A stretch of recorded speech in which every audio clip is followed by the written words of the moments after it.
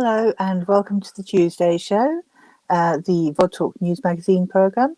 I'm Jenny Fisher, the editor of East London News. So let's have a look at what news we're going to be looking at tonight. Tonight we're going to be looking for having a focus on the United States of America, the end of one era, the start of another. Are they that different? With our guest, our VOD Talk regular, Tom Zagoria. And we also have with us tonight Ruhul Amin, and we're going to start with Ruhul. Welcome, both of you. But we will start with you. Tom is a little bit further away than Ruhul, so for some reason he's looking like he's sat in front of a sort of frosted glass panel. But we know what you look like, Tom.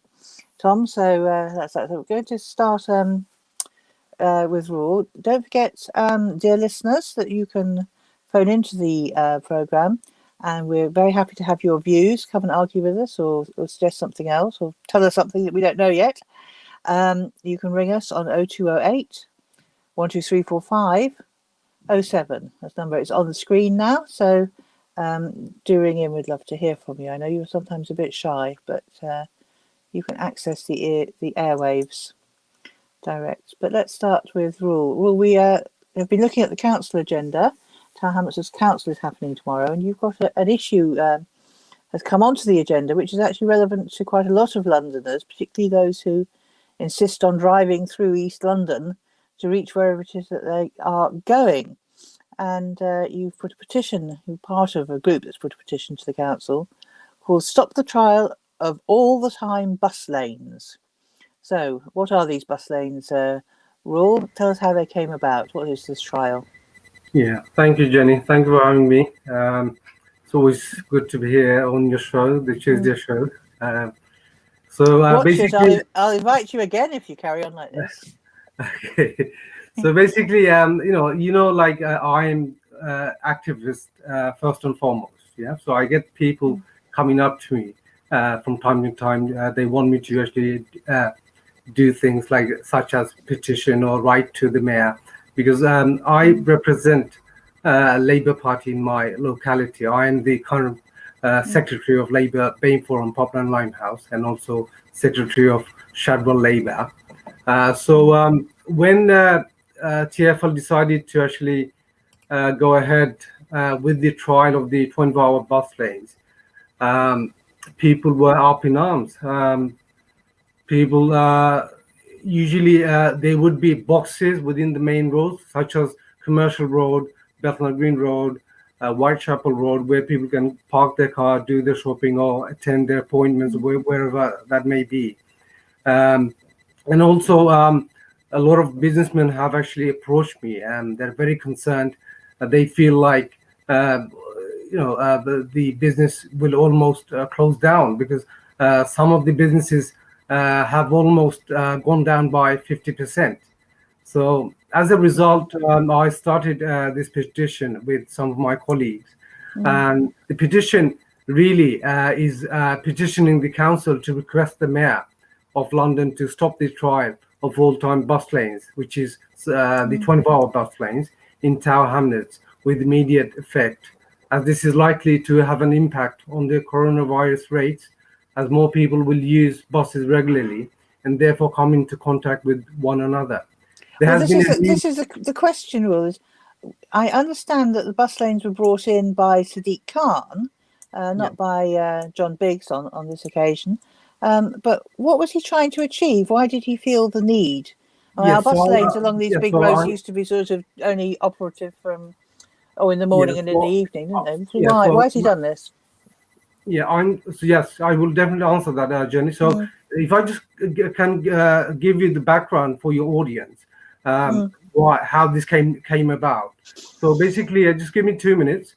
So there has been a huge spike in local traffic, in particular at the time of the school runs, and thus potentially increasing risk to the physical safety of parents and children. Local businesses have also been affected by this change. Statistics show that only 37% of households in Tower Hamlets own a car, which is half the national average. This would suggest that the traffic around Tower Hamlets and the resulting air pollution is caused mainly by the drive-through journeys and not necessarily by the people of Tower Hamlets. it is unfair to impose limitations and restrictions to those who have not caused the excessive traffic or the air pollution. London Borough of Newham, Brent, Ealing, Barking, Dagenham, amongst other boroughs, have also have high levels of air pollution. Newham has the worst pollution levels in London, but none of the aforementioned boroughs have the all-time bus lanes. So why was this trial imposed on towns? That's the main question. So basically, the petitioners are asking the council to actually ask TfL why they decided that Towns was a good place to actually trial this bus lane. People feel very passionate against this bus lane because it's actually killing off the local economy, Jenny. And like a lot of people actually have relatives in town. They usually they'd come to town, park in the 1 hour bays on the main road, and they could visit their relatives, or they could shop in the local shops, which is based on the main roads like Commercial Road, Bethnal Green Road, or Whitechapel Road. But they're not able to do that. And I'm sure you've witnessed it yourself. The traffic really hasn't gone down. If anything, traffic has actually gone up. So that's the main irony.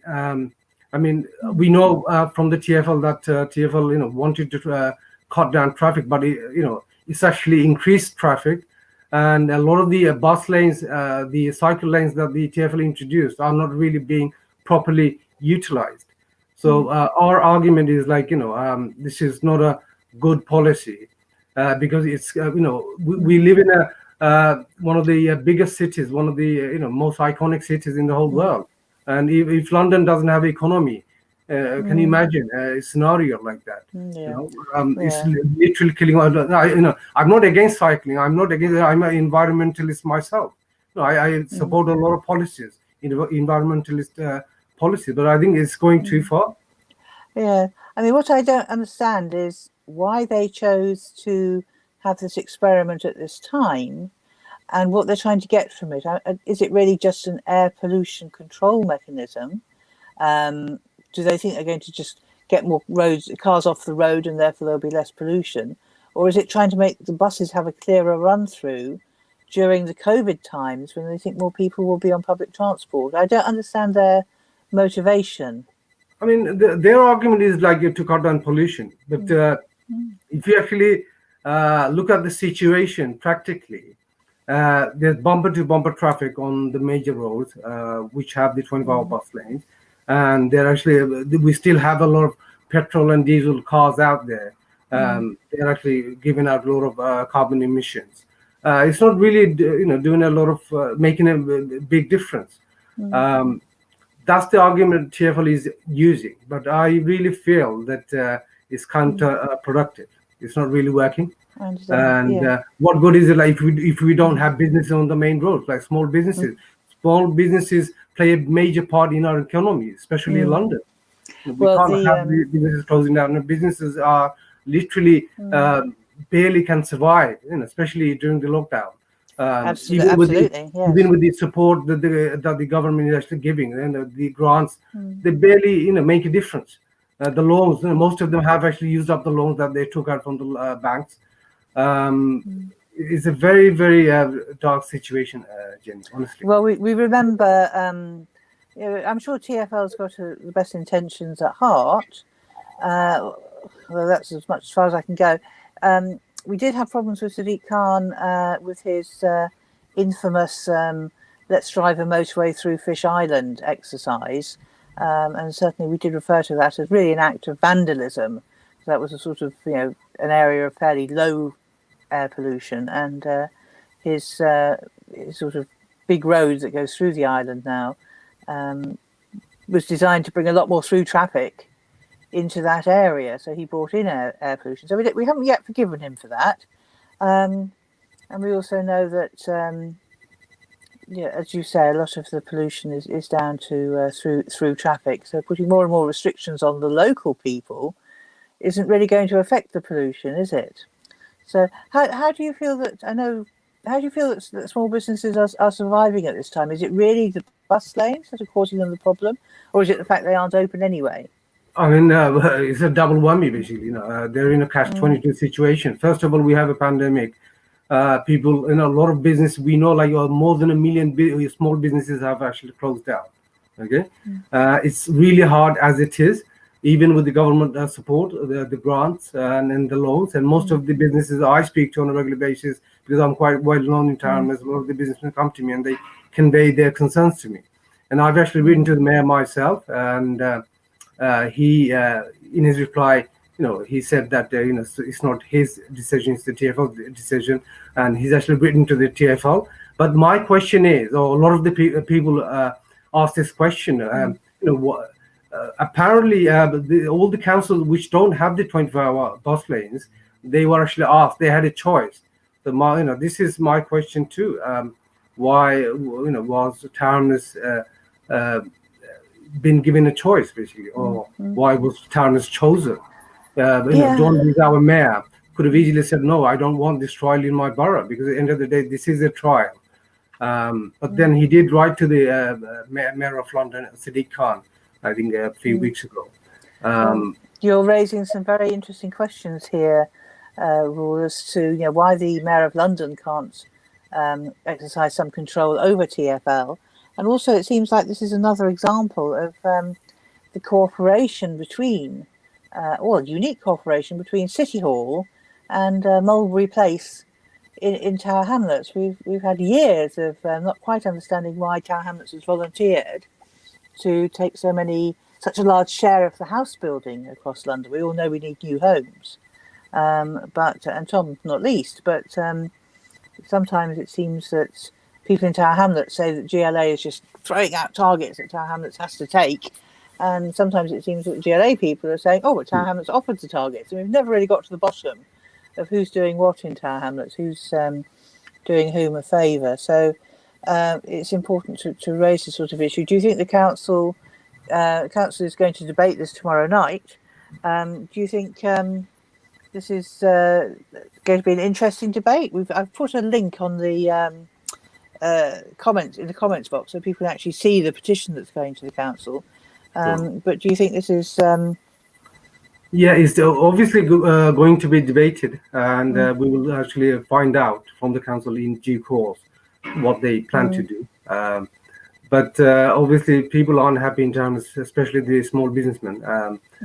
They are actually aware that other councils, like I said earlier on, they said no to TfL, because at the end of the day, this is a trial and it's not working. It's anti-economy. We need an economy like in a city like London. We can't have businesses closing down. And I don't know if you know, Jenny, we also had a petition a few months ago on parking restrictions, and this was signed by more than 2,000 people.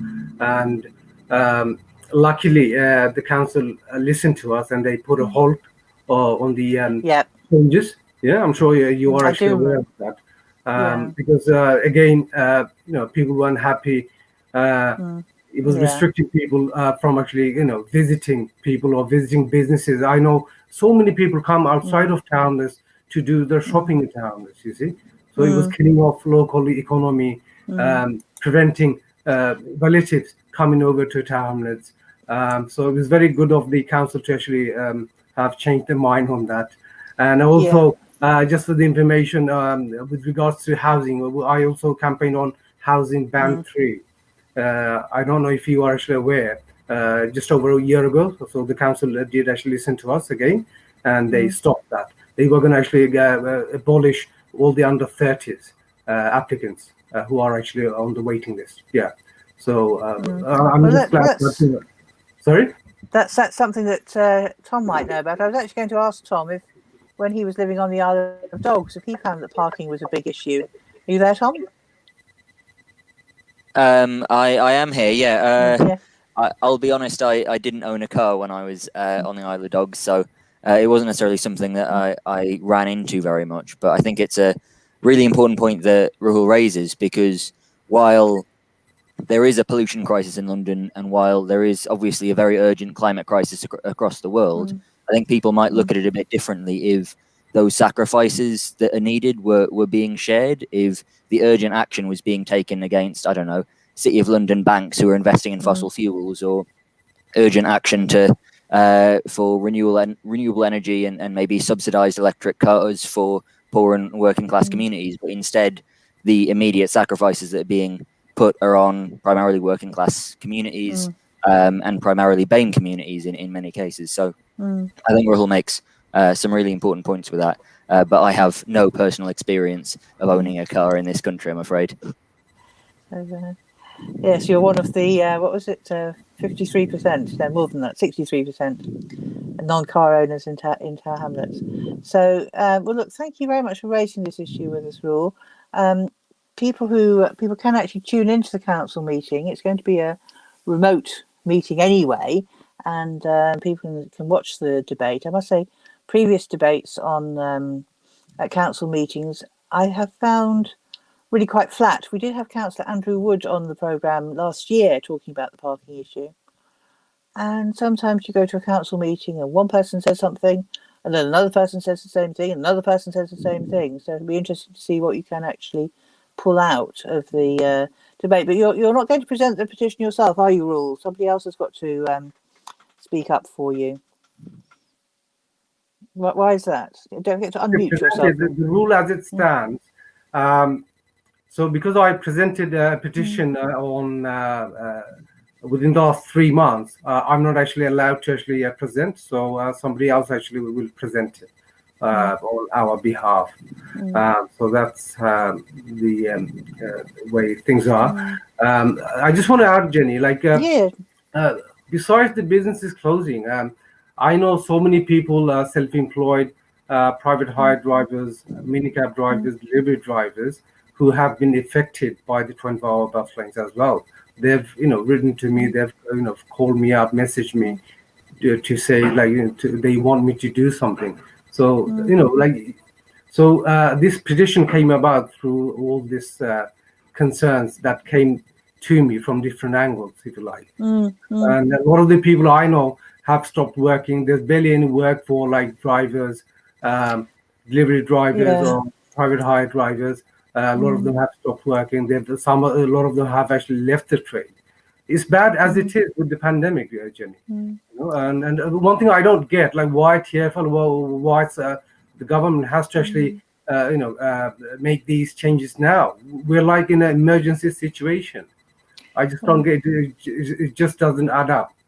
Well, let's see if we can find it. Let's see if TfL will answer the press, and we'll ask them a question as well from East London News. Ask them why they're doing this. That would be interesting. As you say, it doesn't show a lot of sensitivity. The council meeting, I think it's once every 2 months, and it's about 3 hours long, and 12 minutes are devoted, I think, to petitioners being able to speak. And it's a shame, really. It's actually every month. Yeah, is it? No. Yeah, every month. Yes, the council meeting is every month. Yes.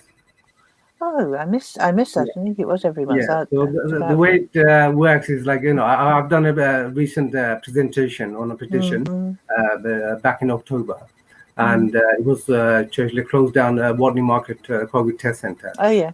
Because it was located, in a very busy place within there's a market and busy market. Yeah. Yes, and also there's street right next to the COVID test center where all the elderly live. Yeah.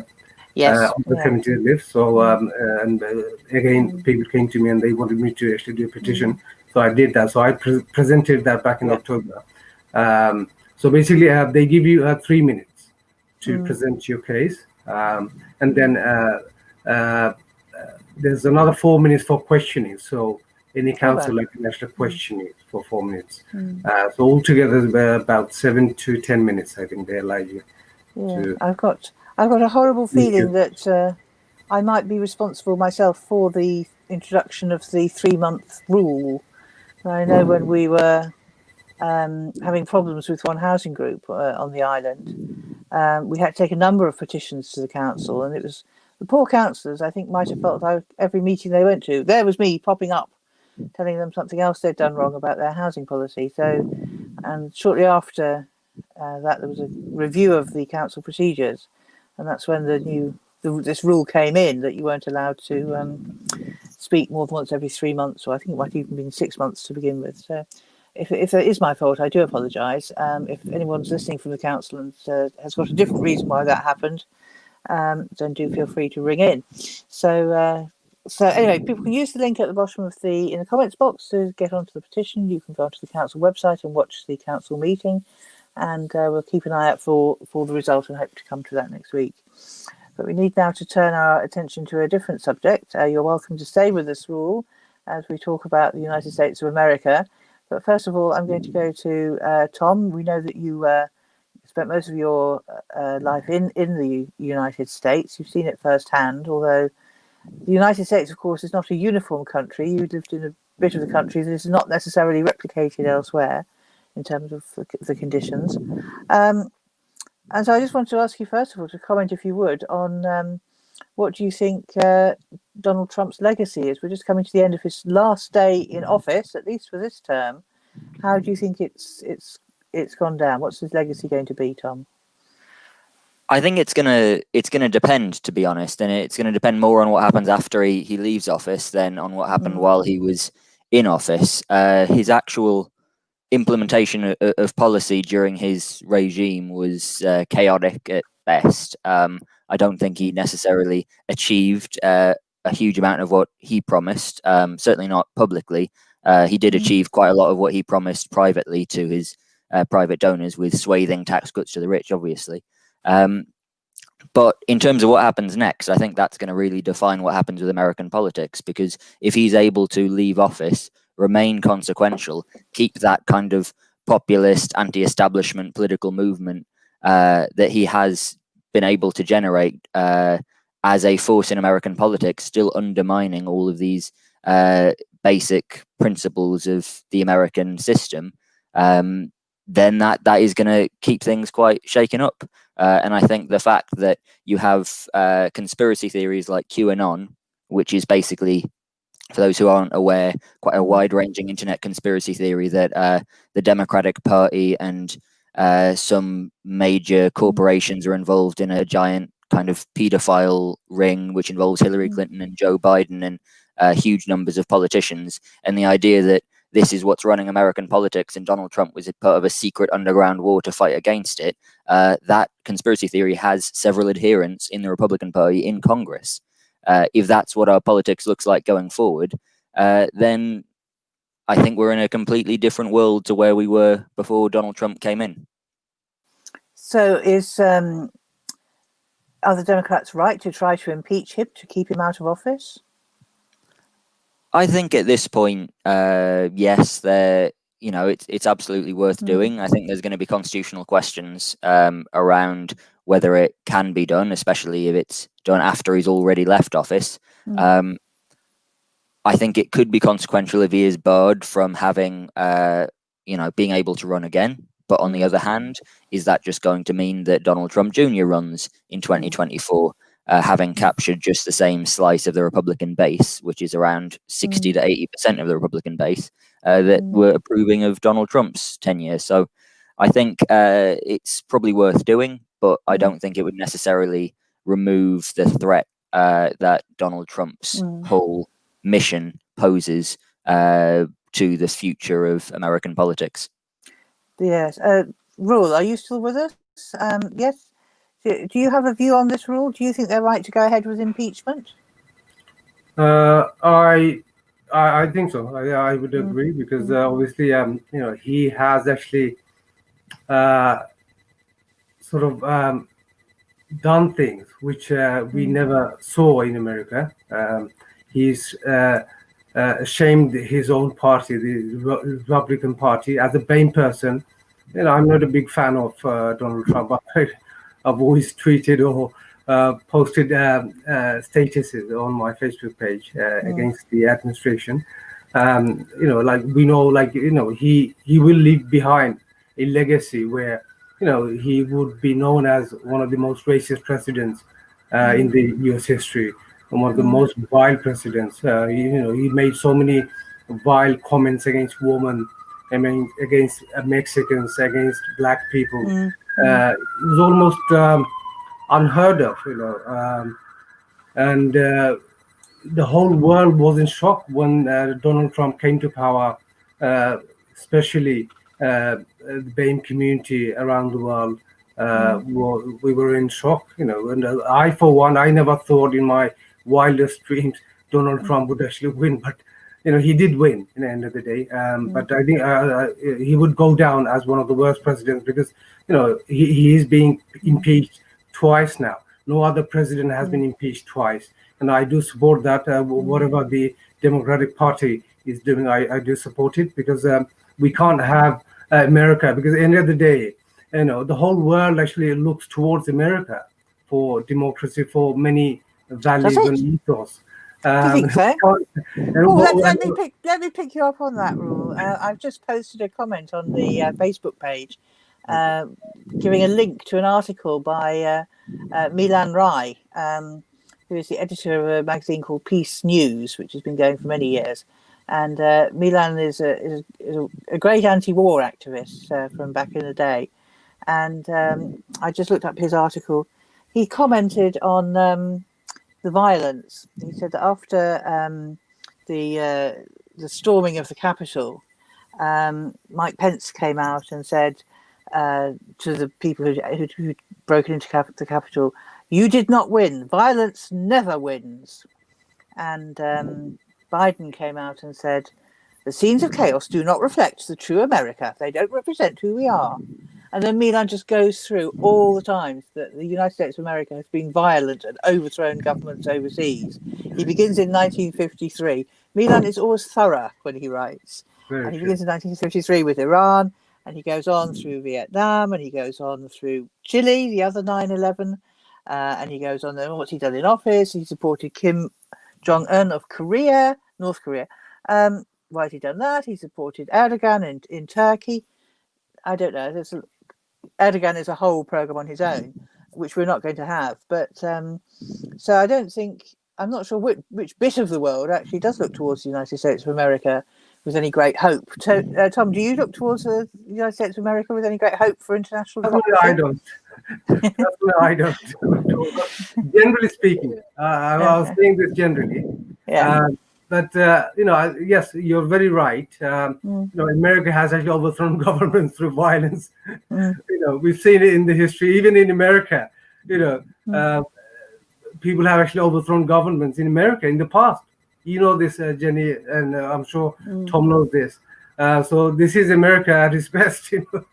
Maybe it took some time for this to happen. And the funny thing is, even the Simpsons actually, they predicted this many years back. Believe me or not, there was a cartoon on how people would actually storm the Capitol. That's I vaguely remember that, but I could never. I'm afraid I don't understand the Simpsons. I may be unique in this, but so I can't comment on that. Tom, what was it like growing up in the United States? Did you feel that your country, in inverted commas, your country was a benign influence on the world, or was there any sort of resonance whereby there was local opposition, domestic internal opposition to this warmongering?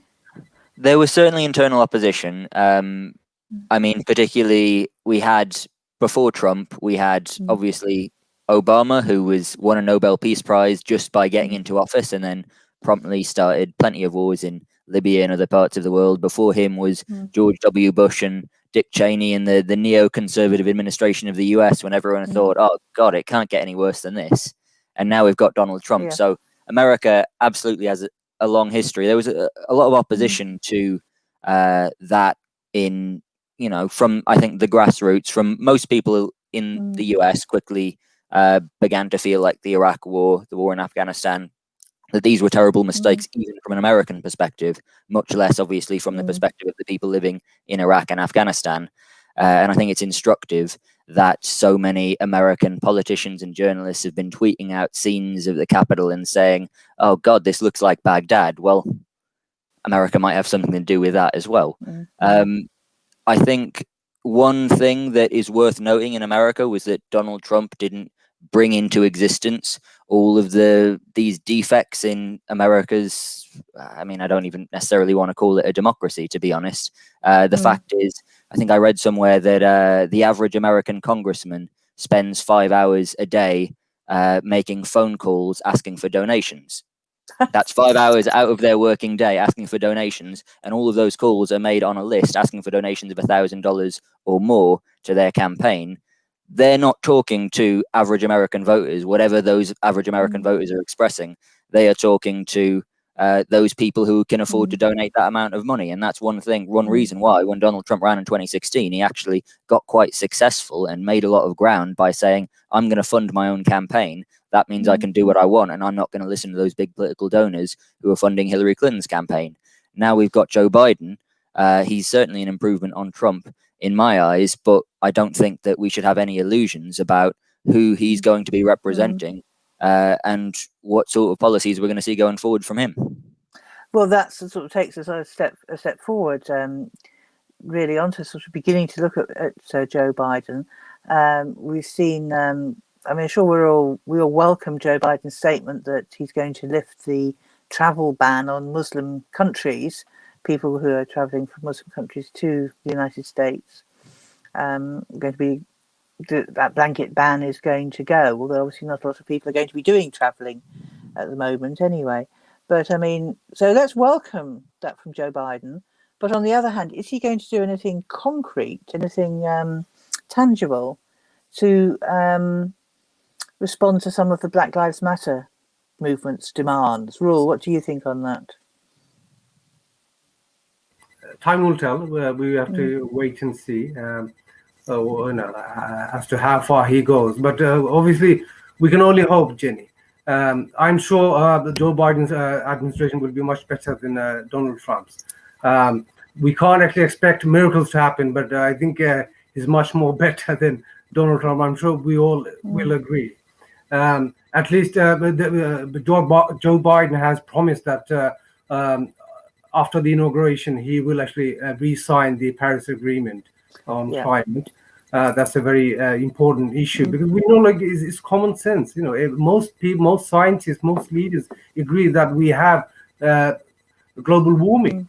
And there you have Trump, totally denying the fact that global warming is real.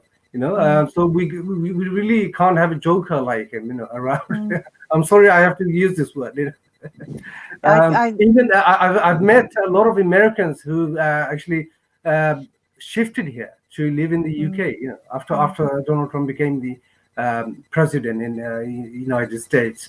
But anyway, I think we can only hope for the better, and we can hope that at least for Muslims, like he was a very extreme anti-Muslim president. I hope that they actually withdraw the ban from the Muslim countries. I'm a Muslim myself, so it affects me.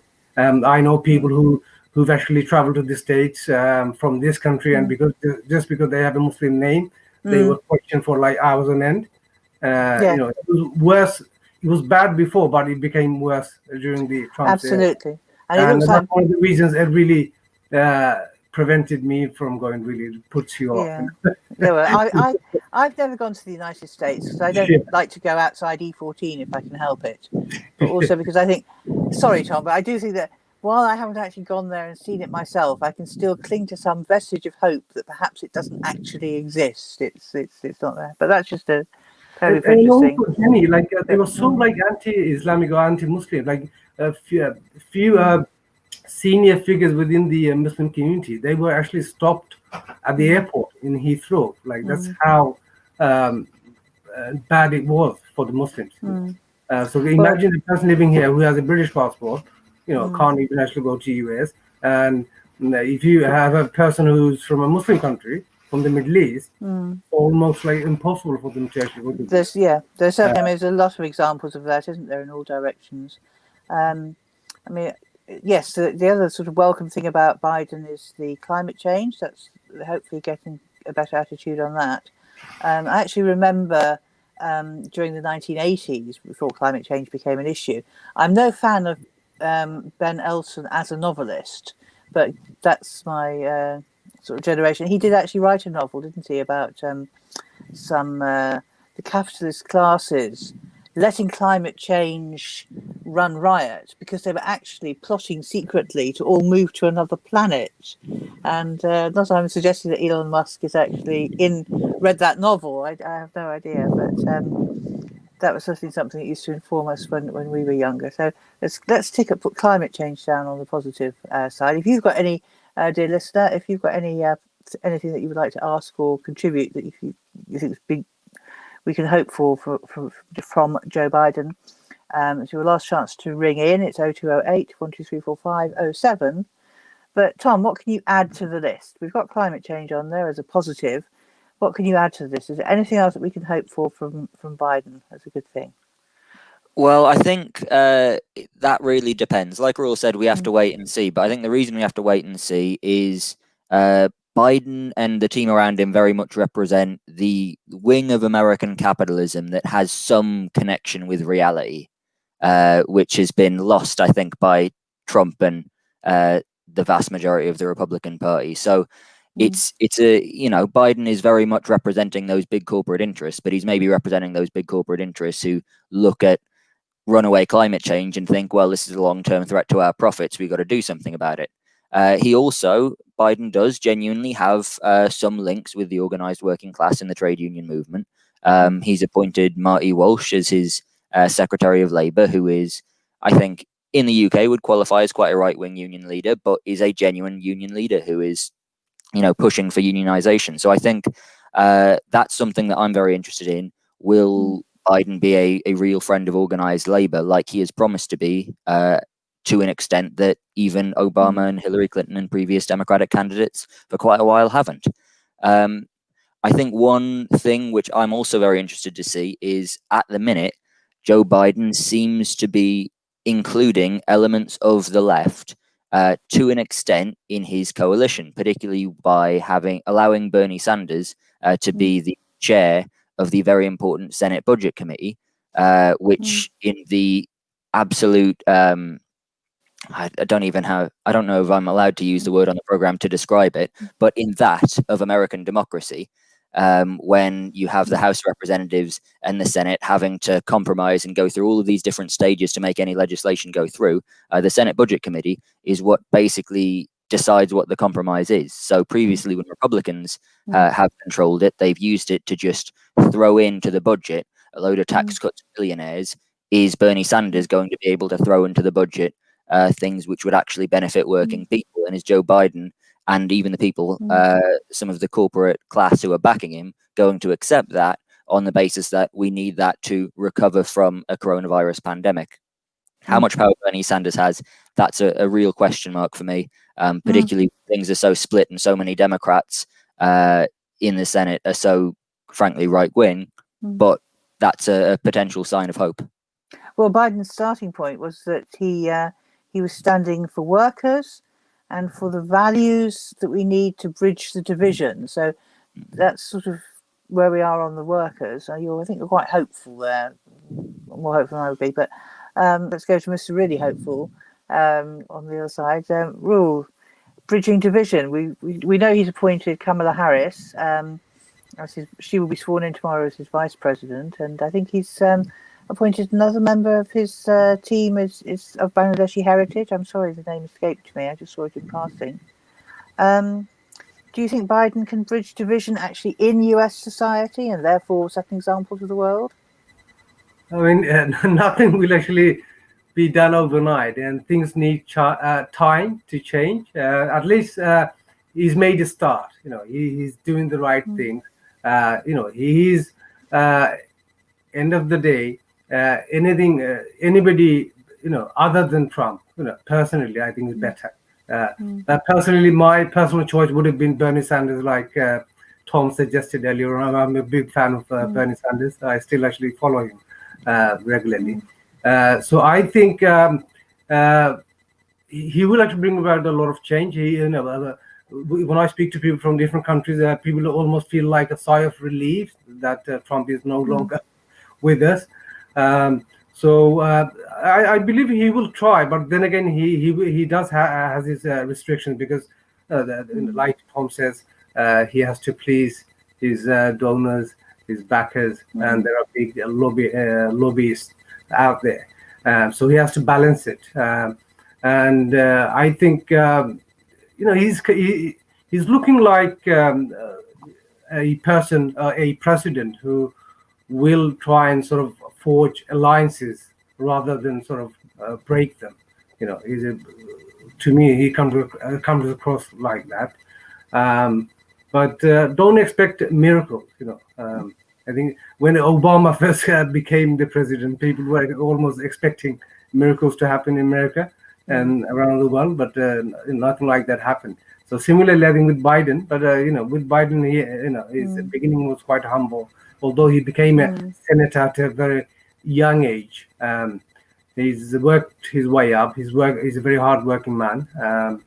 Again, he has to balance a lot of things as a president of one of the most powerful countries in the world, and he's more diplomatic. He has all the right qualities to be a good president. I think he's not perfect. No, I'm not saying he's perfect. Everybody has their shortcomings.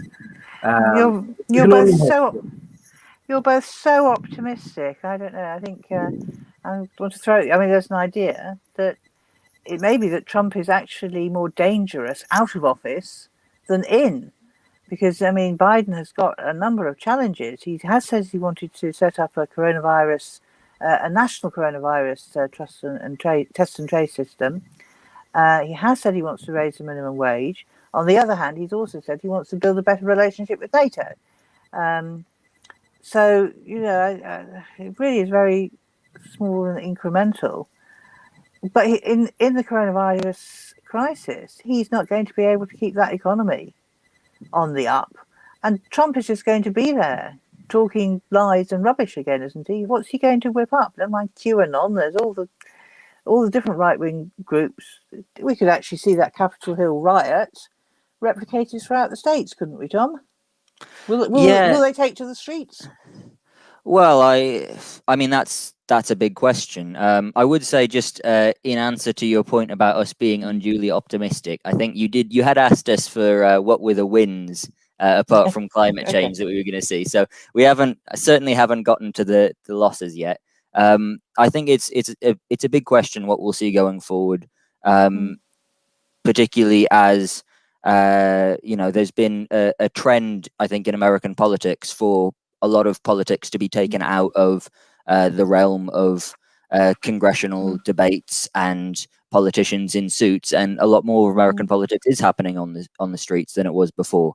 Both the bad, what we saw with the attempted coup in the Capitol, and the, in my view, certainly good with the almost insurrectionary movements in many cases of Black Lives Matter activists against a rigged and systemically racist criminal justice system. And so what we're going to see going forward, I'm really not sure. I think one thing which I saw the other day, which was quite shocking in many ways, was 12 members of Joe Biden's inauguration presidential security team have been removed after an FBI investigation found that they all had links or had posted on social media positive things about far-right groups. 12 is quite a high number for a security detail, and that's the place that the American establishment, the American security establishment, and I think it's quite likely that's replicated across the military, across huge swathes of American life. That's where they are, that they're not just a threat to the left, they're a threat to someone who really represents the establishment, like Joe Biden. I can't get my head around what you're saying, Tom.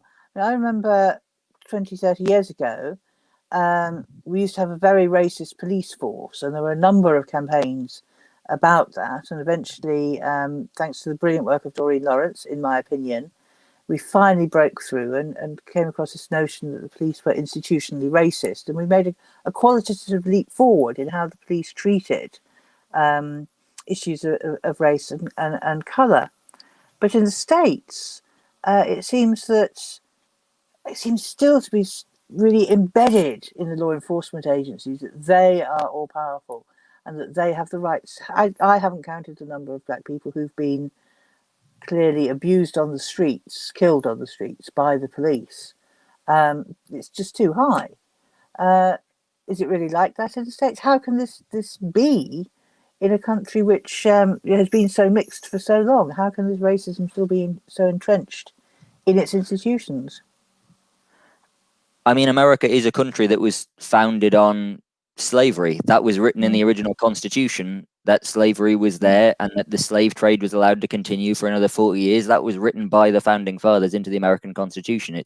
It's in many ways, systemic racism is fundamental to the DNA of the United States of America. And so removing that takes a huge amount of work. I certainly think that, the UK absolutely has problems as well. And there have been some pretty horrific videos which have come out recently of racist arrests happening by the Metropolitan Police and in the UK. But, in the US, you're absolutely right to say that on a really huge scale, there is a massive gulf between American security forces and police, and particularly communities of color across the US. And that's only going to be challenged by more organization and I think things like the Black Lives Matter protests, people taking that into their own hands and forcing that change in the balance of power on their own right. It's certainly not going to come, in my view, from some pronouncement from a Joe Biden administration, which is really not going to challenge that systemic racism in any fundamental way. And I would say as well, I think it's not a Biden administration that's going to challenge many special interests. If you just look at the number of people around the Biden cabinet who worked for BlackRock, which is a corporate lobbying and kind of hedge fund firm, which has wings in all elements of security agencies, has interests in fossil fuel industries. It's a revolving door between corporate lobbyists and the people at the top of the Biden administration. And so certainly you asked before for the wins. I think there are a lot of losses I would expect. And I think you're right as well to say Trump is still going to be there. He's still going to be inflaming, his base and a huge percentage of America. And even when Obama was elected in 2008 and there was all that momentum in 2010, there was a big return for the Republican Party, helped by gerrymandering, but they won back the House of Representatives and meant that Obama couldn't do anything for his remaining years. So I certainly wouldn't expect Biden to have a very long honeymoon if he's got one at all. At all, yeah. I'll come back to you both for last words in a second, but I mean, just sort of taking that a bit further, I think the problem with Obama was having motivated this following and raised expectations. He then, on day one, as soon as he was elected, he basically stood everyone down. Actually, pretty much like John McDonnell did after his first attempt to become Labour Party leader. That's a different story. Biden hasn't even raised a movement. And I question whether people will actually be able to organise and make demands on Biden to become more radical or more liberal if they're looking over their shoulder at what the extreme right are doing under the leadership still of Donald Trump. And as you say, man's got a large family, Trump and the Trumpists. So, so as usual, I'm really pessimistic about it. Things can only get worse. Rule, what's your final say on the matter? It's good to have a black or a vice president of Black and Asian heritage. Can Biden actually bridge division? I know you say we have to wait and see, but can't we organise something more active to try and force the issue? Should we send Keir Starmer over there? You're the Labour Party man. What do you think about that? Do you think that'll help? Yeah, thanks, Jenny. So basically my last words would be, I think, like I said earlier on, anyone apart from Trump, So, Biden isn't the perfect president I would want personally, but he's a lot more better than Trump. I think, I live by, politics of hope. A lot of people around the world, we hope for good things and we live by good things over politics of fear.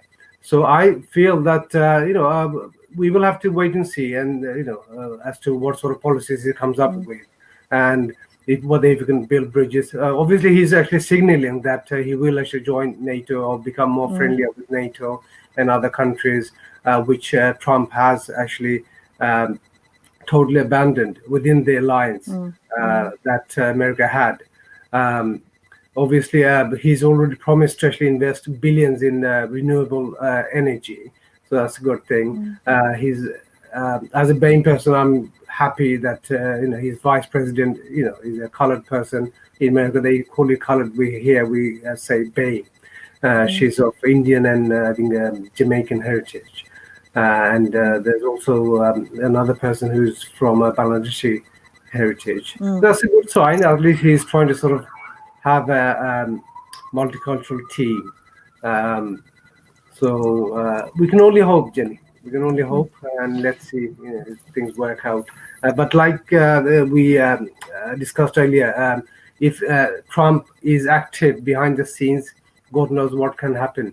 He is a very powerful man. End of the day, he has a lot of money. He has a lot of big time backers. So anything can happen. So we can only hope. Thank you. Yes, I think it's Zain Sadiq, who's going to be the White House Deputy Chief of Staff. That's the person we've been speaking to. Maybe he'll come on the Tuesday show and tell us what it's like over here.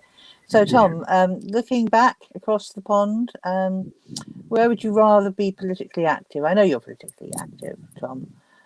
Would you rather do it in the States, go back to the States and do it there for a while? Or do you think that it's more fun, there's more chance of progress here in the UK? I think it's a really good question, actually, because while the political spectrum as a whole is probably further to the left, less far to the right in this country than it is in the US. In the US, we have seen really significant, Joe Biden didn't start talking about climate change on his own. That came from a broader climate movement, the climate strikes, huge grassroots pressure. He didn't start talking about racial justice on his own, certainly. That came from the Black Lives Matter movement and pressure from below. And I think America has been a real case in point, from racial justice and climate justice to the teachers' strikes, really bring organized labor back from the brink in the States, of how the grassroots can really influence politics at the top. So even if we don't have too much hope in the American system at the top, there is perhaps more avenue at the moment for influence to be brought from the bottom. Whereas in the UK, I think we've seen a bit of a retrenchment with Keir Starmer back into the politics of the politics of the focus group and the politics of which politician has the smarter suit, and that's not necessarily a step forward in my opinion. But one thing that I would say just finally is a slightly pessimistic note. On your note of calling this our final words on the program, I hope that's not too literal, because remember, this is the last night that Donald Trump will have the nuclear codes for quite a while at least. So fingers crossed. Let's just wait until tomorrow. Let's hope he's not trying to go out with a bang, shall we? Yes. Thank you both for coming on today. It's not quite the end of the program, but I've just got 1 minute of something to show the viewers. But certainly, I mean, you two are welcome to stay and watch. But if not, if you want to go your separate ways now, thank you very much for coming on, and let's keep us in touch with what's going on. Raul, we look forward to watching your petition you've been part of, being moved at the council meeting tomorrow, and let's see what happens to it. And Tom, why don't you come back in 6 months? Let's make a date. Come back in 6 months, and we'll see how far Biden has got. So thank you for that, and I'm sure we'll carry on discussing it. And I just want to flag up now, it's the Tuesday show, it's your show. We are trying to involve you, the community, give you this platform to sort of promote your concerns. And just to say that next week we shall be looking a little bit more closely at COVID in East London and how the communities are surviving with COVID, and how the lockdown regulations are being experienced actually by us on the streets. I mean, there's been a lot of protests going around at people noticing a lot of people who are not staying indoors, people noticing terrible observance of the regulations still in shops.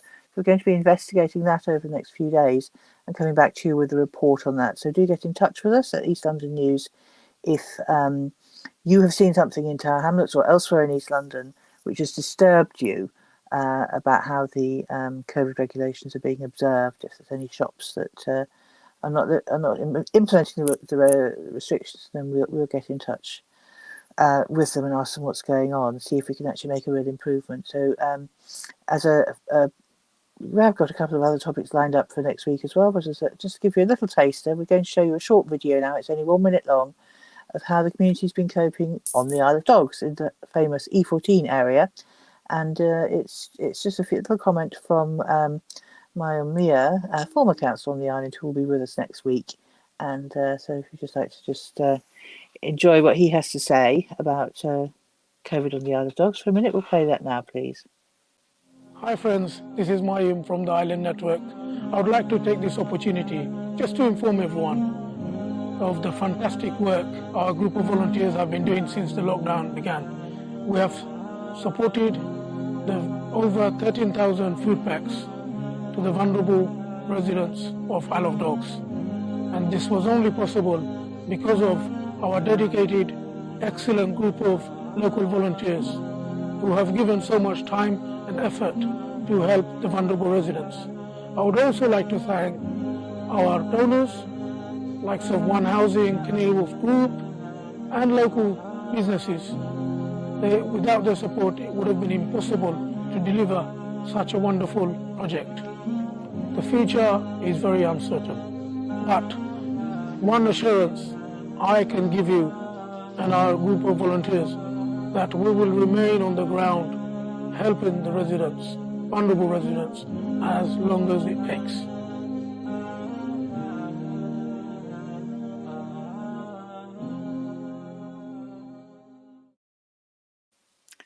So there you are. Thank you for watching. United in serving the community. Is that what it's come to? That we have to now rely on ourselves rather than all those institutions that should be helping us keep safe in the borough? I don't know. We'll look at that next week. Thank you for watching. And we'll see you back again actually twice next week. Tomorrow, VOD Talk Facebook page will be live streaming the inauguration of the US new president and vice president. That will start at, I think, around about 4:30. So just keep an eye on the podcasts on the VOD Talk Facebook page for that programme, and you'll see what's going on. It's not too long. It's been streamed, pulled back inauguration, so that'll go on for about an hour. See the dawn of a new era. And then next week we'll be back with our Tuesday show, as I've said, and we think we're going to do a Tuesday show special on Thursday when we've got some really exciting guests. We're going to again be looking at the Julian Assange issue and trying to look at some of the underlying issues, the underlying consequences of what's going on, things that we didn't really have time to go into in depth during our last programme. So thanks for bearing with us, and we'll see you on at least one, if not all, of our programmes over the next 2 weeks. Thank you and good night.